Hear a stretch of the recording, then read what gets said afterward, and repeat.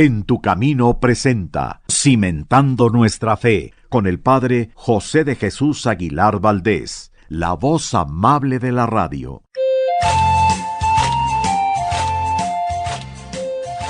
El día de hoy vamos a continuar con el tema de el sacramento de la Eucaristía. Ya hablamos un poco de lo que es la alianza, ya hablamos de las palabras que Jesucristo utilizó en la última cena, pero el día de hoy vamos a hablar especialmente de cómo se celebra la misa en nuestro tiempo, es decir, en cuántas partes está dividida, porque no toda la gente sabe cómo está dividida la misa. ¿Están listos? Sí. Bueno, pues entonces vamos a ver quién levanta la mano para ir preguntando o para ir contestando. Miren, niños, hay que recordar que Jesucristo era judío. ¿Eso lo saben, sí o no? Sí. Era judío, era del pueblo de Israel, y él celebró una cena el Jueves Santo, que todos conocemos como la Última Cena, y en esa cena fue donde instituyó, o para que me entiendan mejor, donde inventó la misa, que les pidió a los apóstoles que la celebraran siempre en memoria suya. Él les dijo, hagan esto siempre en memoria mía. Y los judíos tenían todos los sábados un día de reunión con el que santificaban la semana. Para los judíos era obligatorio santificar la semana dedicándole un día especialmente a Dios, y ese día era el sábado. ¿Qué hacían los judíos el sábado? Especialmente iban a las sinagogas y escuchaban durante muchas horas la palabra de Dios. La Biblia, que en su tiempo estaba escrita, es decir, todo el Antiguo Testamento, todo lo que se había escrito por los profetas, por Moisés, antes de que viniera Cristo, eso es lo que leían. Y los primeros cristianos lo que hicieron fue pensar, Jesucristo nos pidió que celebráramos la última cena que celebramos con él, pero en esa cena comimos. ¿Qué comieron en la última cena? ¿Alguien se acuerda? A ver, dime. A Cristo. A Cristo, pero ¿qué había en la cena? ¿Qué había en la comida? A ver, Ilse. El vino y las hostias. El vino, el pan ácimo, había también hierbas amargas, y en aquella cena Jesucristo se presentó como el Cordero, ¿verdad? Él no era un animalito, pero como los judíos acostumbraban comer un cordero en la Pascua, Jesucristo dijo, yo soy el Cordero. Y los cristianos dijeron, caray, Cristo nos pidió que hiciéramos lo que Él hizo. Entonces, ¿qué vamos a hacer? Vamos a repetir las palabras de Cristo. Tomen y coman, esto es mi cuerpo, tomen y beban, esta es mi sangre, las palabras completas, y dijeron, como en la última cena con Cristo cantamos varios salmos, porque los judíos cantaban salmos, como en la última cena con Cristo leímos varios pasajes de la Biblia, del Antiguo Testamento, vamos a reunirnos para hacer esto, pero ya no nos vamos a reunir los sábados, sino vamos a cambiar de día por los domingos. ¿Quién me dice por qué cambiaron de día los domingos? A ver, ¿qué pasó el domingo?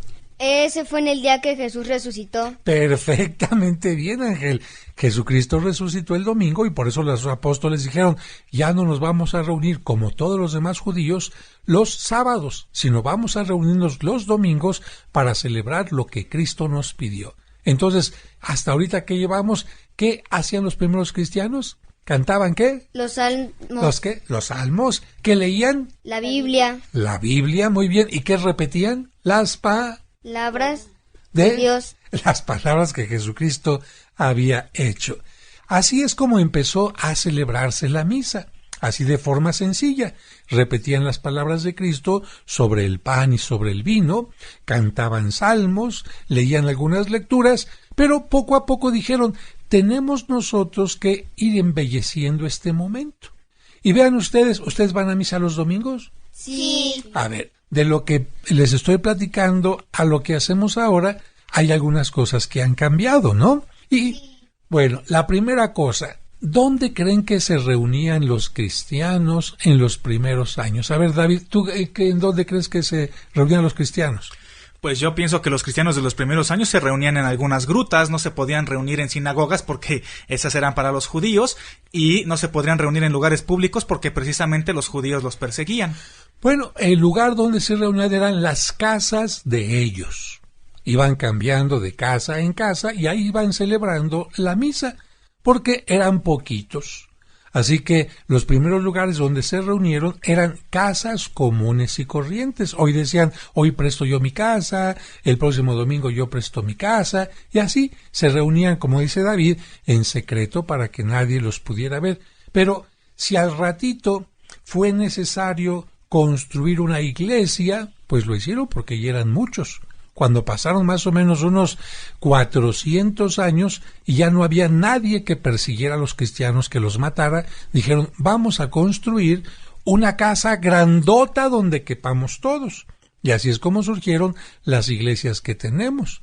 Porque, por ejemplo, ustedes vienen a la misa, ¿ustedes creen que la gente que viene a misa los domingos cabría en tu casa, Bruno? No. ¿En tu casa, Ángel? No. ¿En tu casa, Ilse? No. Pues estaríamos como en el metro, ¿verdad? Entonces, en cambio, así ya hicieron la iglesia grande, pues ahí toda la gente se reúne. De hecho, la palabra iglesia significa comunidad. ¿Por qué? Porque es la comunidad que se reunía. Y para hacerlo más hermoso dijeron, vamos a tener en la misa algo que alegra. A ver, ¿qué puede alegrar la misa? A ver. Los cantos. Los cantos, muy bien, que pueden ser hechos con un órgano, con un pandero, con una guitarra, y fueron poniendo cantos a lo largo de toda la misa. No toda la misa, pero sí algunas partes. Y para que se viera que todo tenía un orden, dividieron la misa, fíjense bien, en dos partes. Y le llamaron a estas dos partes culto, porque culto es cuando nos reunimos para ofrecerle a Dios lo mejor de nosotros. Y este culto, ¿saben cómo se dice culto en griego? No. A ver, David, ¿tú sí sabes? Se dice liturgia. Efectivamente. Cuando alguien dice voy a la liturgia, significa que va a la iglesia a celebrar culto. Fíjense bien cómo se divide la misa en dos partes, en dos partes. Se llama liturgia de la palabra, la primera parte, y la segunda parte se llama liturgia de la comunión. Muy cercano. A ver, David. Se llama liturgia eucarística. O liturgia de la Eucaristía. Esto significa que hay dos cosas totalmente distintas en cada una. Si en la primera digo yo liturgia de la palabra, ¿qué creen que es lo que voy a escuchar, Bruno? Las lecturas. Efectivamente, la palabra de Dios, por eso se llama liturgia de la palabra.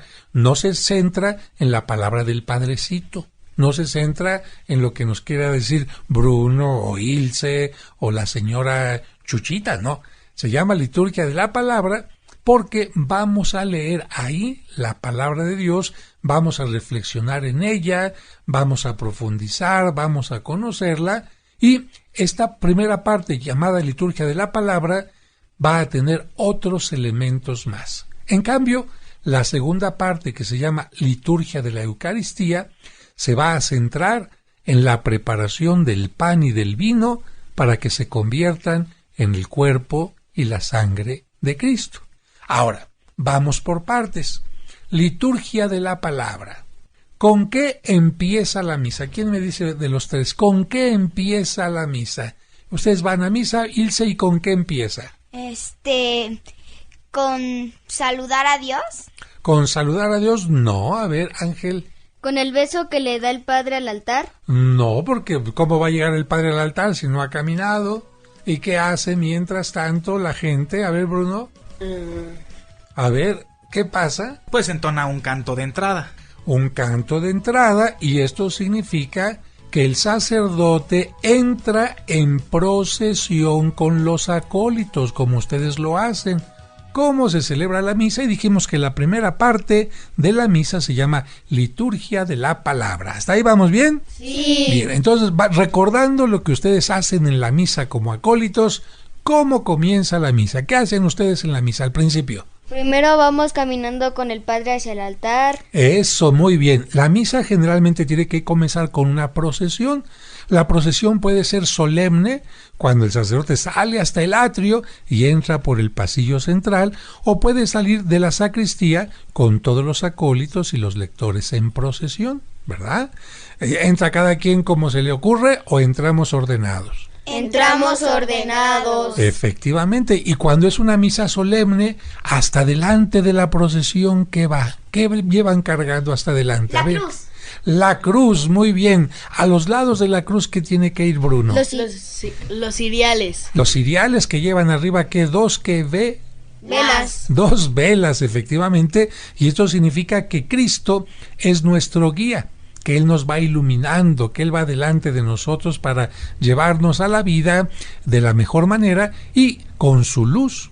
Después de esto, en algunas ocasiones puede haber también alguien que ayuda a que el lugar se perfume. ¿Con qué se perfuma el lugar? ¿Con loción? ¿Con spray? A ver, ¿con qué, Ilse? ¿Cómo se llama? El incensario. El incienso, efectivamente, desde la antigüedad en la iglesia se utiliza para perfumar el incienso, que es como una resina. ¿Y con qué se quema el incienso? ¿Dónde va el incienso? En un incensario, y adentro del incienso, ¿qué hay? Del incensario, ¿qué hay? Caliente. ¿Carbón? Carbón, claro. Con eso se va derritiendo y va llegando un humo. Cuando es muy solemne la misa, todos llegamos ante el altar. ¿Y qué es lo primero que hacemos para decir que ahí está Dios? Una reverencia. Una reverencia, nos hincamos ante el altar, se llama una reverencia, una genuflexión. Y después de esto, si hay incienso, el sacerdote, ¿qué hace con el incienso junto al altar? Él lo empieza a incensar. Sí, ¿y cómo lo hace? En círculo. Le da la vuelta al altar, pero antes de haberlo incensado, hace rato Bruno dijo algo que el sacerdote le daba al altar. ¿Qué le daba al altar? Un beso en el altar. Efectivamente, para indicar que ahí Cristo se va a hacer presente. Después de esto, cada quien ocupa su lugar y vamos a comenzar con una señal que les hicieron a ustedes desde que eran niños el día de su bautismo. La primera señal que les hicieron a ustedes el día de su bautismo, ¿que fue cuál, Ilse? La cruz. La señal de la cruz. Todos los católicos, cuando entramos a la iglesia o cuando salimos de ella, nos hacemos la señal de la cruz para recordar que somos seguidores de Cristo y que queremos seguirlo, que seguimos aceptando la cruz de cada día. Después de que nos hacemos la cruz, el sacerdote, ¿qué hace? Saluda a la gente. Saluda a la gente. ¿Con qué palabras? ¿Se acuerdan? El Señor esté con ustedes. Efectivamente, que el Señor esté con ustedes, porque es un saludo que desde los tiempos antiguos utilizan los cristianos. Se puede decir, la paz esté con ustedes o el Señor esté con ustedes. ¿Y qué contesta la gente? Y con tu espíritu. Exactamente. Es como si yo le digo a una persona, buenas tardes, y la otra se queda callada. Pues no, tengo que contestar en voz alta y con tu espíritu. Y después de esto el sacerdote le dice a la gente que vamos a celebrar la misa, pero para que la celebremos de una manera digna, de una mejor manera, David, ¿qué invita el sacerdote a hacer a la gente? Invita a hacer un acto penitencial, a reconocer nuestros pecados y arrepentirnos de ellos. Efectivamente. Como todos a lo largo de la semana cometemos pecados con las palabras, cometemos pecados con nuestras obras o por no hacer cosas. Por ejemplo, haz la tarea y no la hago, eso se llama una omisión, ¿no? Cuando me dicen tiende la cama y no lo hago, esa es una omisión. Y por eso toda la gente empieza a decir, yo confieso ante Dios y ante ustedes, hermanos, que he pecado mucho de palabra, de obra y de pensamiento. Omisión, palabra, obra y omisión, y después toma uno su manita cerrada y ¿dónde se golpea? En el pecho. En el pecho, que es una manera de decir, me duele mi corazón por haber hecho las cosas mal, y después de esto el sacerdote nos da la absolución. Fíjense, esta absolución que da el sacerdote es para borrar los pecados veniales. Los pecados pequeñitos, por ejemplo, las mentiritas, una ofensa, cosas chiquitas, se borran con eso. No me tengo que confesar cuando tengo pecados veniales. Si tengo pecados mayores, graves o mortales, sí me tengo que confesar para comulgar, pero si no, con eso que acaba de decir el sacerdote juntamente conmigo, estoy listo para poder comulgar si ya hice la primera comunión. Pero para decirle a Dios que estamos arrepentidos de corazón, viene un canto. ¿Cuál canto viene después? El Señor ten piedad. Correcto, el Señor ten piedad. Y ya que nos perdonó Dios, viene un canto de darle gracias. ¿Cuál canto? Gloria. El gloria a Dios en el cielo. ¿Saben cuándo surgió este canto? ¿Quién dijo por primera vez gloria a Dios en el cielo? Ustedes que estuvieron en una pastorela saben qué noche fue cuando los ángeles cantaron por primera vez. ¿Quién me dice? A ver, Ángel. Fue la Nochebuena y fue cuando los pastores se dirigían a Belén. Bueno, antes de que se dirigieran, porque ¿cómo se iban a dirigir si no sabían quién había nacido? ¿Qué pasó con los ángeles aquella noche, David? Es cuando los ángeles anuncian a los pastores, en lo que ahora se conoce como el campo de los pastores, el nacimiento del Hijo de Dios. Efectivamente, para acordarnos de aquel día y pensar que un día Dios vino al mundo a buscarnos porque nos ama, nosotros cantamos el canto del Gloria. Hasta ahorita vamos muy bien. ¿Y qué les parece si escuchamos un pedacito de lo que es un canto de entrada? Los cantos de entrada tienen que ser siempre alegres y que nos invitan a acercarnos al altar. Vamos a escuchar un pedacito de este canto, ¿les parece? Sí. Alrededor de tu mesa venimos a recordar. Alrededor de tu mesa venimos a recordar que tu palabra es camino, tu cuerpo fraternidad. Que tu palabra es camino, tu cuerpo fraternidad. A ver, niños, este canto decía alrededor de tu mesa. ¿En la iglesia hay una mesa? Hay un altar. Ah, bueno, efectivamente. Y les pregunto esto porque hay algunas personas que no saben que en la iglesia el altar nos recuerda la mesa donde Cristo celebraría la última cena. Cuando nosotros nos sentamos a comer, pues generalmente hay una mesa, ¿no? Y el altar nos recuerda que nos estamos reuniendo en torno a Cristo. ¿Qué decía la canción? ¿Alrededor de qué? Alrededor de tu mesa. ¿Nos reunimos a qué? Recordar. Estamos recordando y repitiendo lo que Cristo celebró precisamente aquel Jueves Santo. Entonces ya tenemos la entrada, ya tenemos el canto de entrada, por supuesto, ya tenemos el saludo, ya tenemos la petición de perdón, ya tenemos el Señor ten piedad, el canto de gloria. Aquí tengo que decir algo. Solamente los domingos y días de fiesta se canta gloria. Si es un día común y corriente de lunes a sábado, no cantamos el gloria.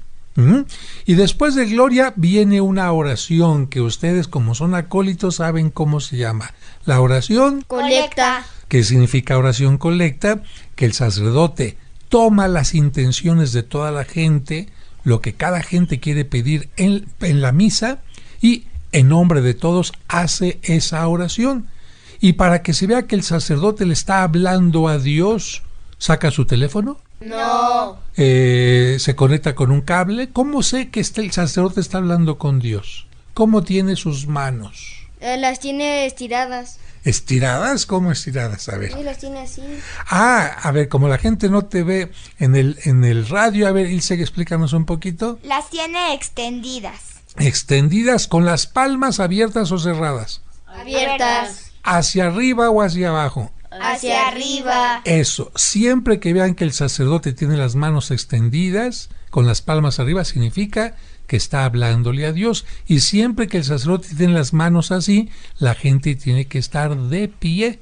Toda esta primera parte de la misa estuvimos de pie y después de esto nos sentamos para escuchar La palabra de Dios. Sí, estaba bien, Bruno. ¿La qué, Bruno? La primera lectura. Vamos ya a escuchar las lecturas, ya nos sentamos cómodamente. Las lecturas se pueden escuchar todas sentados, ¿sí o no, niños? A ver, ¿sí o no? Sí. No. Ah, qué bueno que alguien dijo que no y alguien dijo que sí. Unas lecturas las podemos escuchar sentados y otras no. ¿Cuál no podemos escuchar sentado? El Evangelio. Exactamente, exactamente. Vamos a distinguir que hay lecturas que podemos escuchar sentados o cantar sentados y otras no. A ver, ¿cuántas lecturas tengo los domingos, David? Hay 3 lecturas, más el salmo, más el canto del salmo. La primera lectura, el salmo responsorial, segunda lectura y el evangelio. Fíjense bien, niños, normalmente la iglesia pide que escuchemos la palabra de Dios de la Biblia, y si vamos todo el año a misa, en 3 años ya leímos toda la Biblia, simplemente de escuchar lo que se lee en la misa. La primera lectura se toma del Antiguo Testamento, o sea, de lo que pasó antes de que Cristo viniera.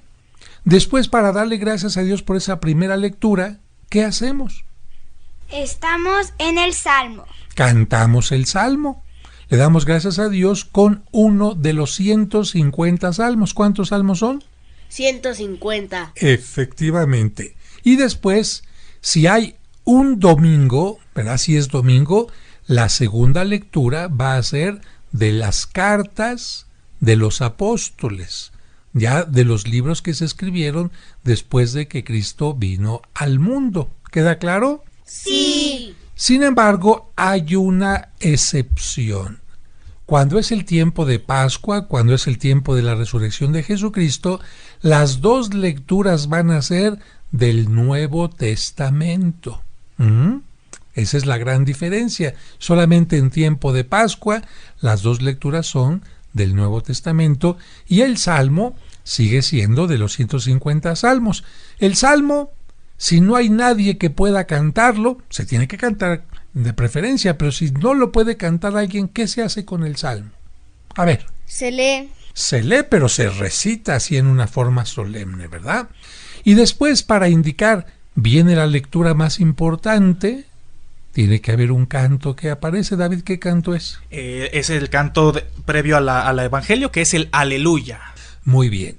Fíjense, canto del aleluya. Pero hay ocasiones en que los cantos en la misa cambian o se suprimen. En tiempo de la Cuaresma,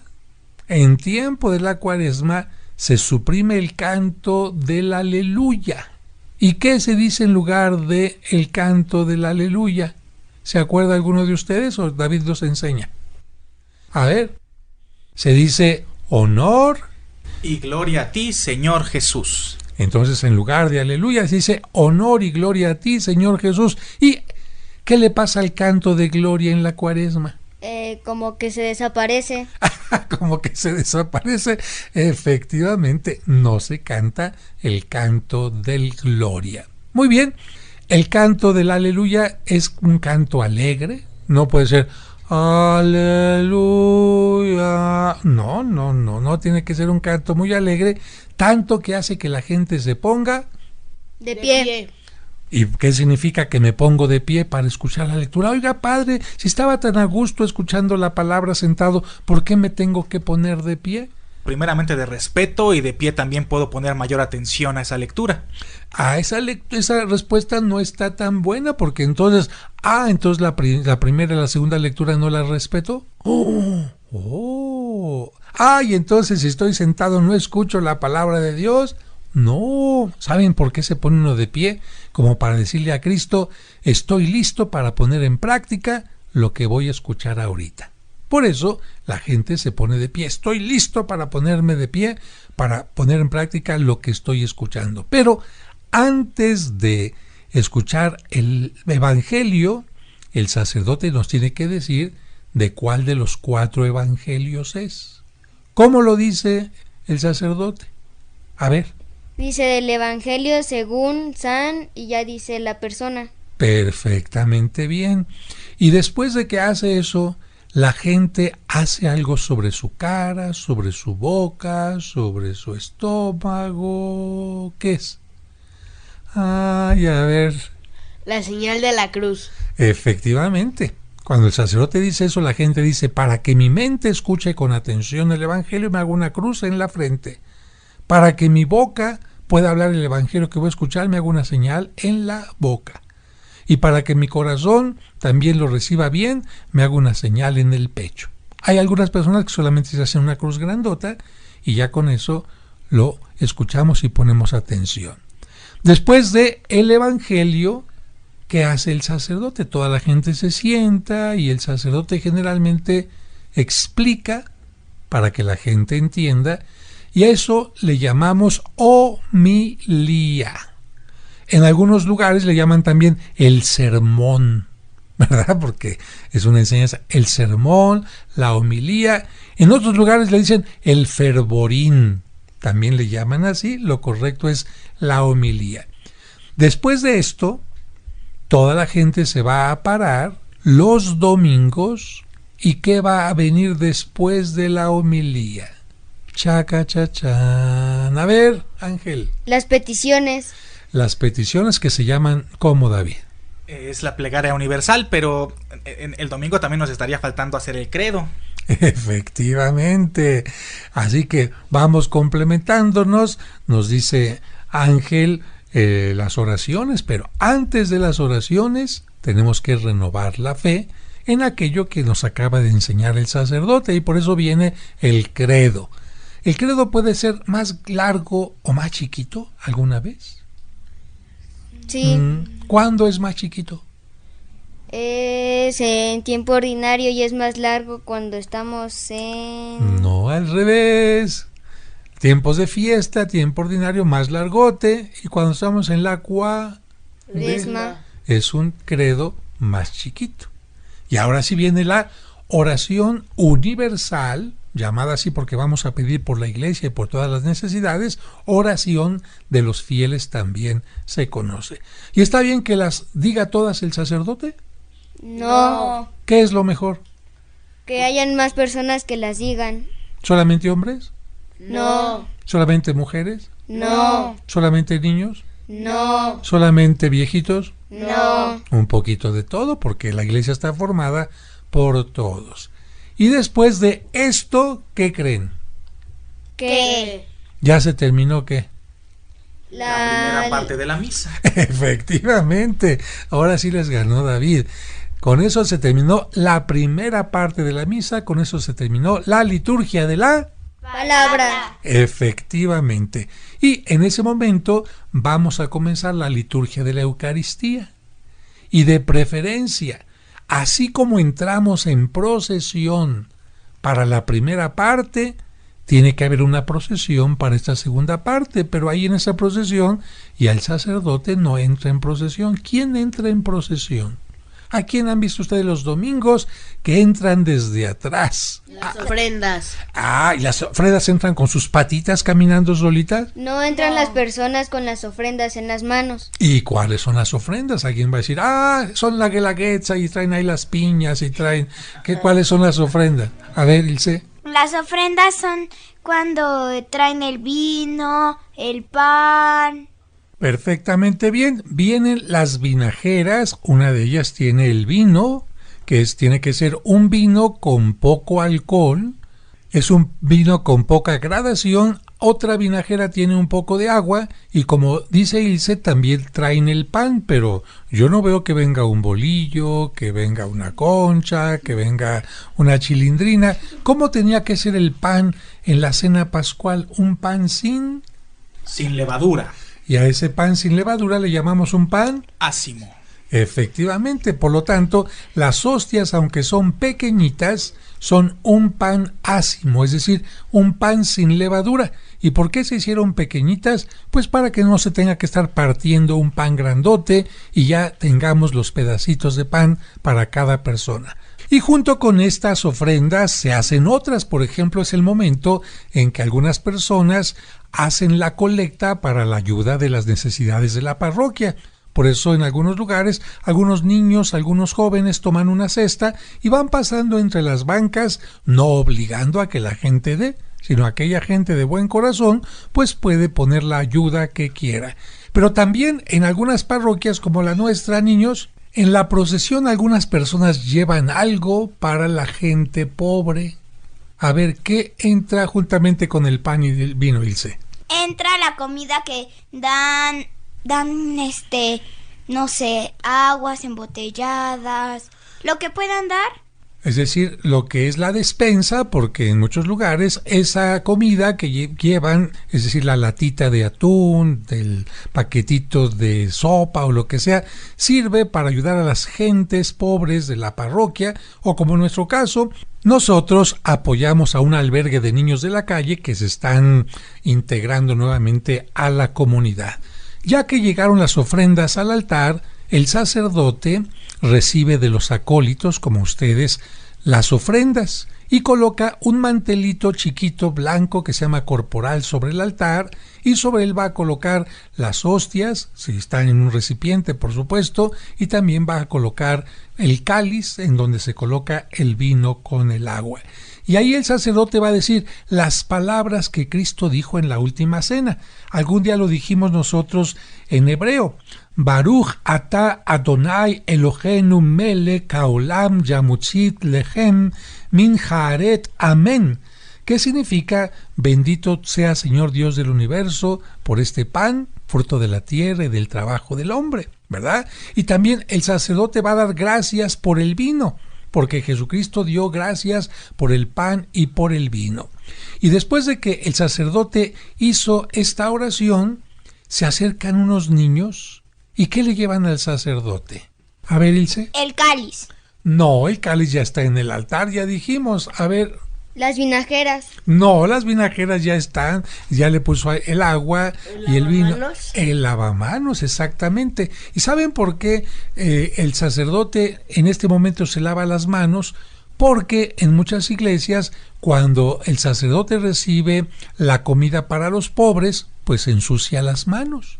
Y entonces, para que pueda ofrecer la misa bien, por esta razón se tiene que lavar las manos ahí, porque las podría tener un poquito sucias. Y en ese momento va a comenzar la oración eucarística. A partir de ese momento la gente se pone de pie, y en todo ese momento el sacerdote va a alabar a Dios y le va a pedir que Cristo esté presente en el pan y en el vino. Y antes de que Cristo venga al pan y al vino, hay una señal, con música y con campanas. La música es una música que dice, ya viene la consagración. ¿Qué canto es, David? Ese es el canto del santo.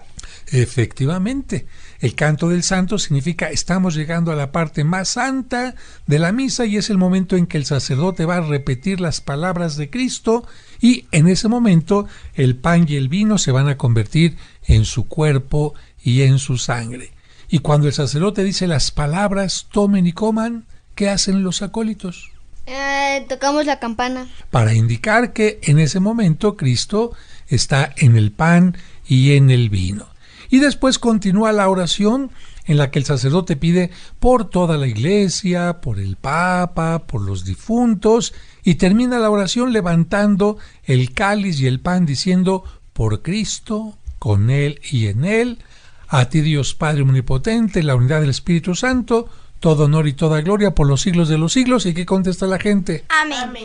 Con eso terminó la oración, fíjense, la oración eucarística, y antes de acercarnos a comulgar, como Cristo nos enseñó, una oración, ¿qué oración vamos a hacer? El Padre Nuestro. El Padre Nuestro, lo podemos decir, lo podemos cantar, y después del Padre Nuestro, como Cristo dijo, si tienes una ofensa con alguien, deja mejor tu ofrenda a un lado, la que llevabas al altar, ve y reconcíliate con tu hermano y luego te acercas a comulgar. Por eso, David, ¿qué hacemos antes de acercarnos a comulgar? Nos damos un saludo de paz en señal de reconciliarnos con todos nuestros hermanos. Así es, nos damos un saludo de paz. ¿Cómo se puede dar la paz? A ver, niños. Haciendo una reverencia. Ay, hacer una reverencia cuando es tiempo de contingencia, que no puedo darle la mano a nadie, pero normalmente, ¿cómo le das la paz tú a los demás? Agarrándolo de la mano o saludándolo. Saludándolo. ¿Qué otra manera si la gente es muy cariñosa? Con un abrazo, con un beso. Efectivamente, con un abrazo, con un beso. Ni modo que a su mamá digan, la paz sea contigo, mamá. Ay, ustedes van con su mamá y le dan su apachurro. No digan que no. ¿A poco no? La paz sea contigo. Y después de eso, el sacerdote, ¿qué le va a hacer a la hostia? A ver, ¿qué le va a hacer a la hostia? La va a partir. La va a partir, y mientras parte la hostia se puede cantar o decir ¿qué? La canción, el canto del Cordero de Dios. Cordero de Dios, que quitas el pecado del mundo, ten piedad de nosotros, para recordar que Cristo es el verdadero Cordero que se ofrece por nosotros en la cruz para darnos la vida verdadera. Y después de esto viene ya la comunión. ¿Y en la comunión qué hacemos? ¿Qué hace la gente especialmente? ¿Se forma para recibir la comunión? Efectivamente, no en desorden. Se acercan los que van a comulgar, los que no, se sientan y guardan silencio. Y todos los que estamos comulgando podemos cantar, efectivamente. Estamos llegando ya al final de la misa, después de que toda la gente ha comulgado. ¿Qué vendría, David? Después de la comunión viene justamente la acción de gracias por haber recibido esa comunión con Dios, la oración de después de la comunión y finalmente la bendición final que da el sacerdote a la comunidad. Así es, el sacerdote bendice a todos para que tengan una muy buena semana y les dice: vayan en paz, nuestra celebración ha terminado, y la gente se va llena de alegría. ¿Qué dice la gente al final? Demos gracias a Dios. Efectivamente, le damos gracias a Dios porque hemos participado de la gran fiesta, del gran banquete de Jesucristo.